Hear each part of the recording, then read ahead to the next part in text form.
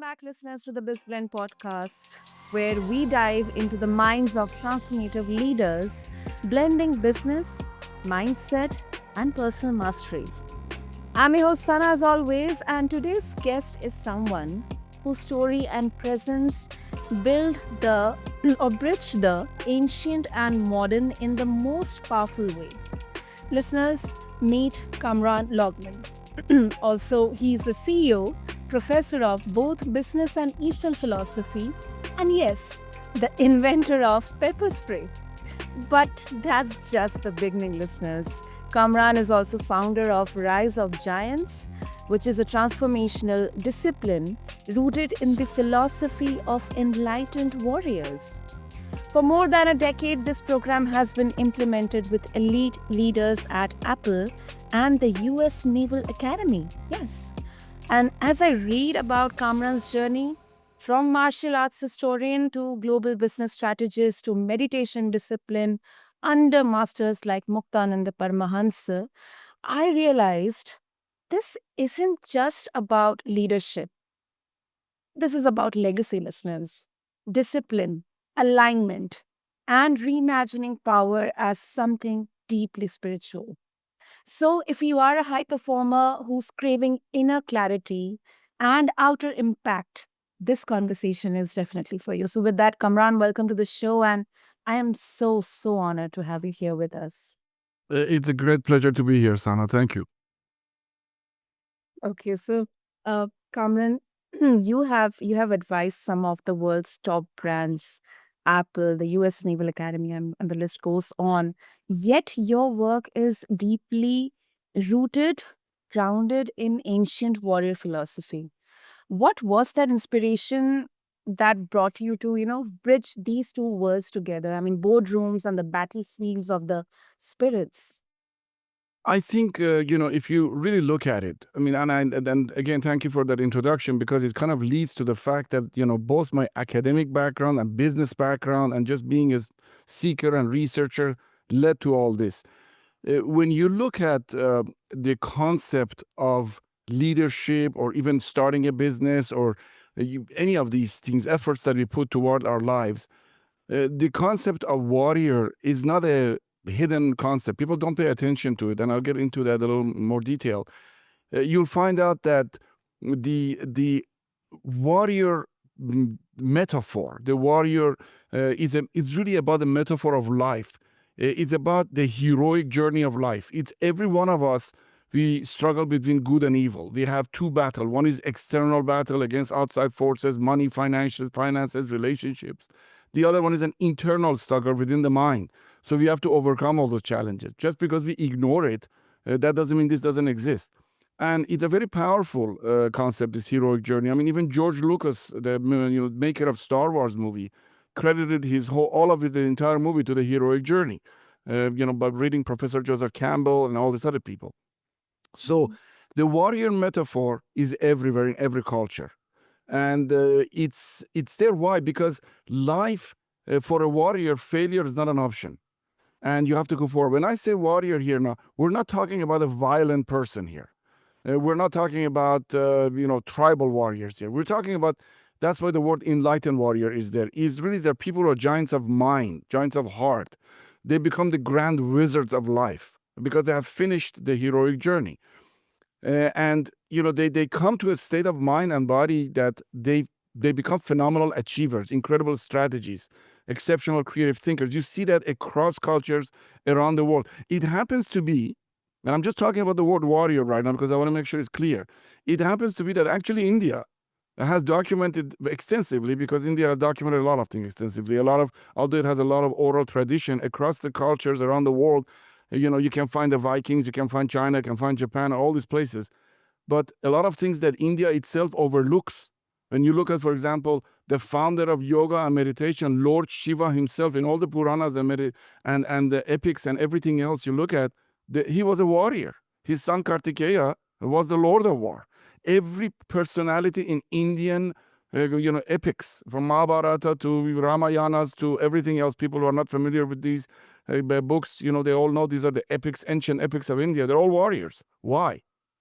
Because the metaphor of warrior is important because life is a challenge and we need to rise. And that's what the rise of giants is all comes into the picture. We need to rise about this. So my years of academic, my years of business, and just, I have, advised more than 2,000 CEOs for the past 3 decades. As I'm going through all these things, I figure out that things don't have a template. They don't have a map. People come up with different ideas. The books comes out, this, that, the other, and believe me, I know all the books because I was a professor of MBA for years. And they look at business, they look at life, and you have psychologists on one side giving opinions, and it's all good. There's nothing wrong with any of that. But there is not one real comprehensive approach to these things. And when I say comprehensive approach, what do I mean by that? You can't take life is very complex. You can't take life, work, or business, doesn't matter. You can take it in small sections. We are all mind and body, biological and psychological people. You can't ignore that. For example, when I say you can ignore that, let's bring it down to earth to even business. How could you be a great leader, a great manager, if you wake up in the morning anxious? So mind and body controls what we do. Then is relationships. You can be very rich, very successful, but have a very bad relationships. And that means you're not really successful. It's pulling you down. You can have a great relationships, but be very poor. That's going to bring you down. So there should be a balance right here. So prosperity and success, relationships, the fitness of mind and body. We're not talking about health. The warrior talks about fitness of the mind and body, and that's completely in the yogic tradition. The fitness of the mind. And then philosophy of life. When I say philosophy of life, people immediately jump into God and spirituality, and there's no problem with that. I mean, that is there, and you can find that in all the mythologies and all that. But when they're talking about it, they're talking about the very first step is your purpose. When you get up in the morning, how do you get up? Why are you getting up? So that is your philosophy of life, how you live, what your values, what your beliefs. And this becomes the entire heroic journey. Now, when you have somebody like that, whether they're in a managing position, they're in a leadership position, they're in athletic life, they're in arts, or they are in, whatever it is, they are a different caliber of leaders. They hit that. This is why you find out, for example, the most creative people and major corporations that I worked for many years for, they develop innovation using the warrior strategy. Now, let me look at another angle of warrior strategy, then we can move to other subjects. Here. Why the warrior? Even today's corporation organizational culture, the organizational org chart of an organization is based on the military hierarchy.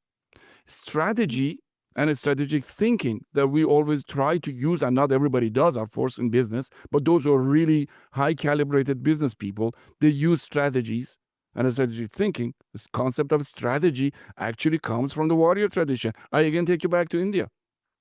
Strategy is based on navigation. Why navigation? In life, you cannot control the waves of the ocean, but a good captain of the ship can learn how to maneuver and navigate among the waves, which, by the way, navigation is based on the ancient word, Sanskrit word of India called navigati. So it all starts from there, saying, why do we have to navigate? So I just want to try to open the book, open the world to a more deeper view of what all these things really mean. And when you take the enlightened warrior tradition out of the concept of everything that we talked about, then everything becomes weak and watered down. Whether it's a spirituality and yoga, and I'll take you back again to spirituality and yoga because you mentioned that. I mean, that's not the topic of my discussion here. The rishis of India, who all were the heads of school, they called them Guru Kulas. All these people, the Guru Kulas, were all warriors. I mean, from Agastya to the Vashista to everybody else, you can say they were teaching not only archery, all right, and they were teaching how to cook, they were teaching how to meditate, they were teaching how to live. So all of this had a comprehensive way of developing a person. So this is why I said, hey, listen, I've been 50 years not only researching on location around the world, including India, not only academically I've been there, I've been a practitioner of classical warrior arts, both of South India, and Japan. So let me bring all this together.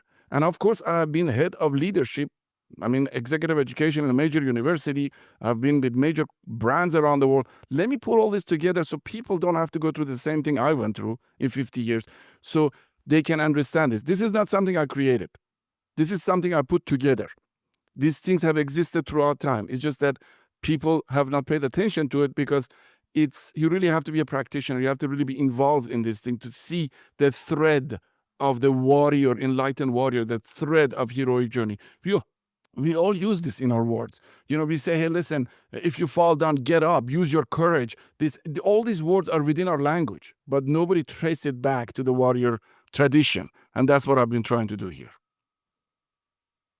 Goodness. I just wish, all this was taught in our schools. I really would have been so different. And it's really a shame that in India, born and here, some of the things which you mentioned, I didn't even know about it. It's really a shame. Sana, this is so beautiful what you just said. Let me bring both United States that I'm in and India that you're in, because we all are human and we have the same challenges. But let me just kind of share with you something. We have so much suicide among young people. And when I say young people, I'm talking about pre-teens, not even teenagers. And it's not just because of drugs and alcohol. It's because parents themselves are not equipped with the philosophy of life, with the value system, and giving hope to kids.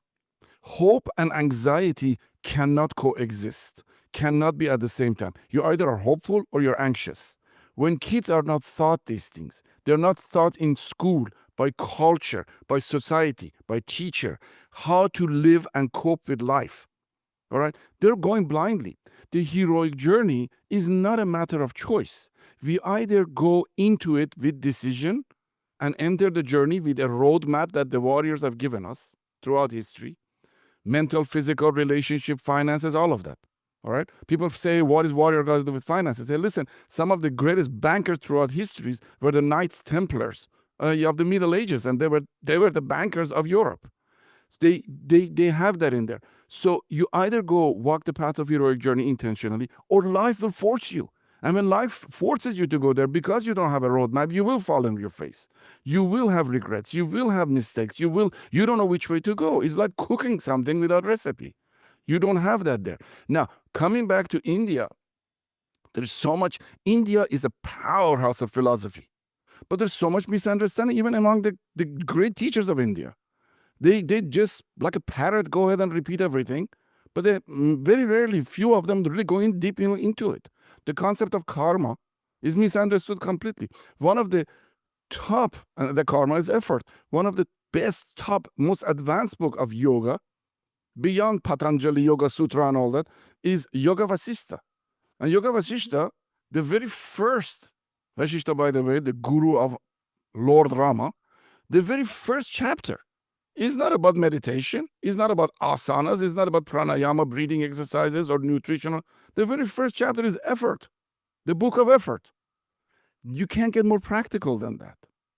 When you miss these points here, then the whole trajectory of how you think about spirituality and everything else changes. Spirituality, according to those giants of mind, which Vasishta was one of them, all right, is this: you can't sit down and pray for 30 years, meditate for 30 years for the kettle teapot to start boiling. It's not going to boil. I don't care about supernatural powers. It's not. You have to get up and put the teapot on the stove and it's going to boil. Vice versa. Putting teapot constantly on the stove is not going to make you go deeper in meditation or makes you a better business person. Everything has its place and everything has its roadmap. So what you brought up about kids is incredible, because kids are going to become the leaders of the future. And when they don't have the value system, then you say, well, they're corrupt, they're this, they're that, they've become older and they don't know what they're doing right. Well, nobody taught them the right way. Nobody showed them these things. And that's why I'm bringing this up. I'm not here to make money. This whole program is for free, riseofgiants.com. I'm here to give this and I'm not under the delusion that I'm going to change the world. But I would like to put this in front of people so that at least it's available to everybody from every age. Even an elder people can listen to this thing and realize there is a power within their house that's going to make them jump within their own life, that they can jump out of the bed first thing in the morning, even at the elder age, because that purpose is full of power, full of energy. That's so beautifully put, Kamran. Beautifully put. And I absolutely appreciate the self awareness here. That's what I guess most of us, especially all the young generation, we lack the self awareness in there. That is beautiful put. And this also, although just a quick piece of insight from my end, in comparison to yours, it would be really a very small contribution. But as you were speaking about the rich history here, rich history, the philosophical history, legacy of India, I'm reminded of the Bhagavad Gita, where Krishna tells Arjuna that the true warrior is. Not the one who fights for ego or conquest, but the one who acts from dharma or from duty, with complete presence and detachment from the outcome. And that exactly feels so aligned with what you are sharing through Rise of Giants. It's not about the aggression or the warrior, like people picture about. It's about the anchored action, aligned action, purposeful action, as you mentioned. So yeah, that's Yeah, I mean, we are, according to the giants, these enlightened warriors, we are free to fall. We are really completely free to fall, or we are free to rise as giants. The Bhagavad Gita that you mentioned here is a perfect example of that. How do you look at the whole? Because so many interpretation of it, from just a mundane to very, very esoteric, like Yaneshwari by Yaneshwar Maharaj, top spiritual level of it. If you look at all the different version of that, Bhagavad Gita is very practical. All right, it's very practical, but at the same time, there is a value system and philosophy in it that Krishna is telling Arjuna, hey, hey, listen, don't get lost. There is more meaning into life. Don't just see in front of your nose and think what's happening right now in this battlefield. The entire thing is a philosophy, but also a metaphor of life. And when you miss the metaphor of life, the concept that at the very beginning he's telling him, again at the beginning of the Gita, he's not telling him how to meditate. He's telling him, hey, listen, get up, do your duty. And that's what you just brought up. Again, the concept of effort, the concept of building character, the building the mind, building the body. You don't do your dharma, you can feed your family. That's the finance part. All of it. If you are not strategic in what you're doing, your vision is important, how you look at the enemy. All these things is there because there is enemy in life. And enemy doesn't mean bad.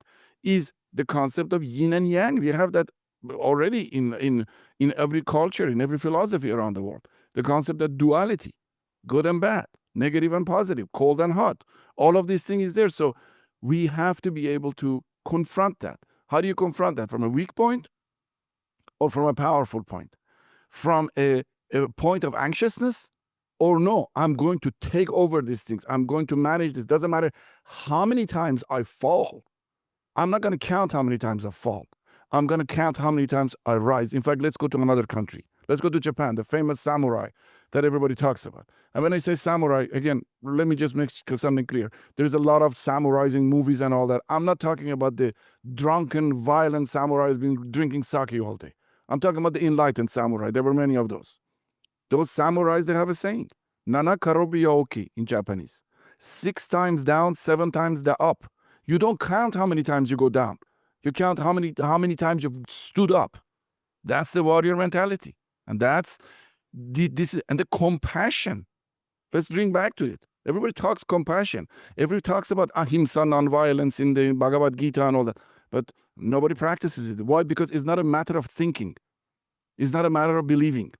It's a matter of making this thing part of the personality of an individual, a leader, as a child or even right now.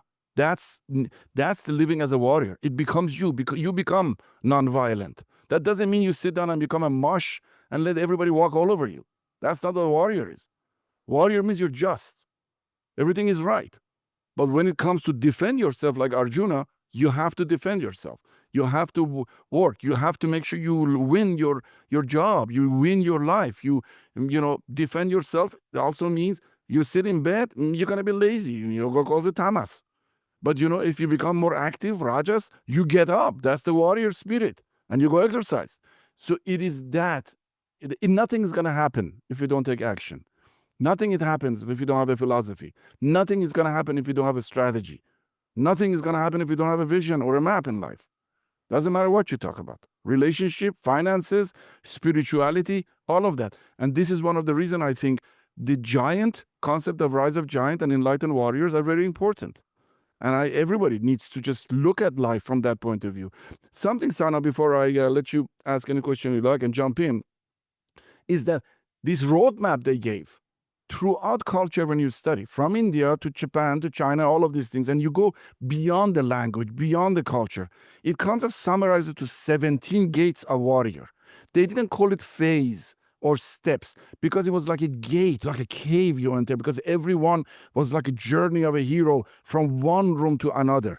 And it was very fascinating because these gates were comprehensive and practical, that they give you the roadmap. It starts anywhere from your purpose to how you have to look at your beliefs and assumptions.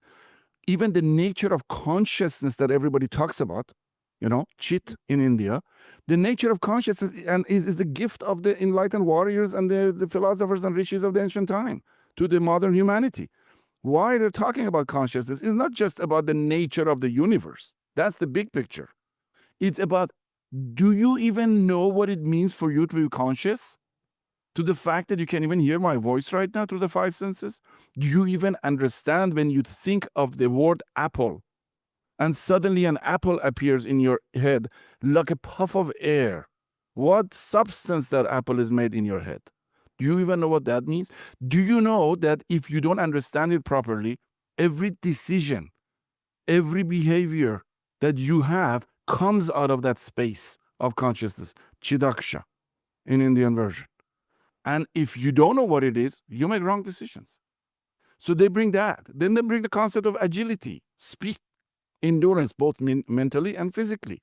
We can't just sit and be slow. We have to move because life doesn't wait for us. And of course, the psychological part of the warriors which talked about stress, anxiety, fears, even addictions, things that hold us back. Another powerful thing is their concept of self-identity. How much many of us do we, always fight with the concept of unworthiness? They actually go deep into the concept of self-identity. Because if you think you're not good enough, let's say you're a great champion wrestler, boxer, and you're going to go in the ring tomorrow. If you think you're not good enough, you already lost. So this is so important to bring that. Then strategies we talk about is part of their life and all of that. So this is really what the giant concept is in short, if it makes sense to you. Definitely, definitely it does. 500%, Kamran. Okay, now, of course, we have a time constraint. I hope this discussion could have gone for hours and hours, but I'll just put a different perspective to you, Kamran, that right now we are living in a world where urgency, instant gratification, it's often equated with value.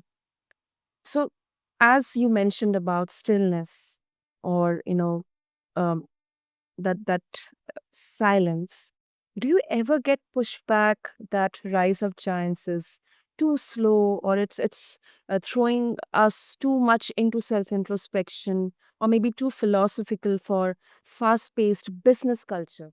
And how do you respond to that? Who is faster than a warrior on a horse? That's misunderstanding of a warrior. Again, we're entering into the meditation part of the warrior. Just because as a business person I sleep at that night and then I wake up in the morning and I start my day, maybe I go on a treadmill and start running, that doesn't mean we should focus on the hours that I was sleeping inactive as if I'm slow. No, every part of life has its own place. There is a time for self-reflection. There is also time to sit down on a horse, go as fast as you can. And the concept of warrior is not a concept of sitting down in lotus posture and padmasana and meditate all day. And that's a misunderstanding of the warrior culture. If you look at the yogic philosophy from the Middle Ages to now, it's a different yogic philosophy than the ancient time.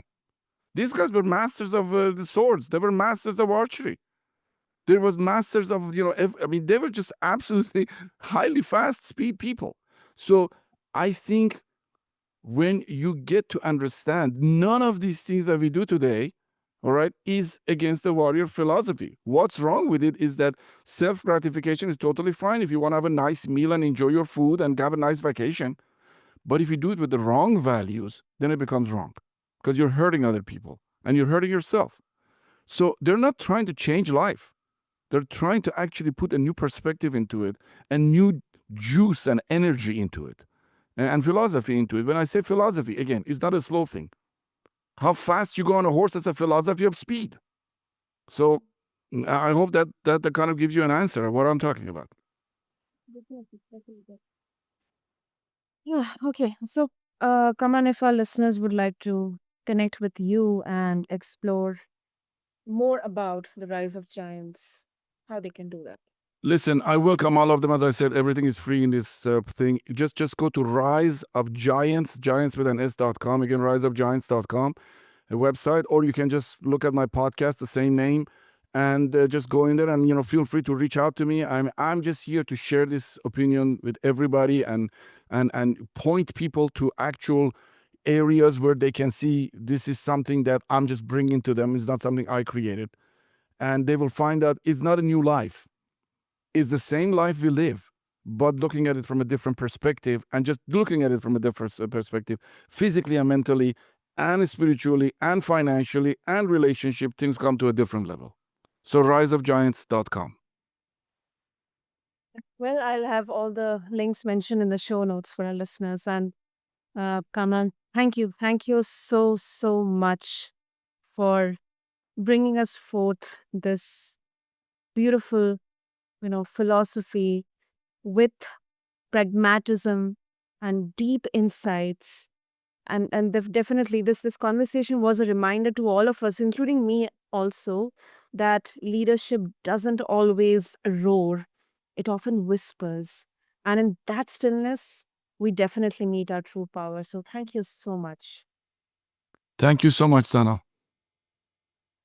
So, to all of my listeners, if you want to explore more, just refer to the show notes along with this episode.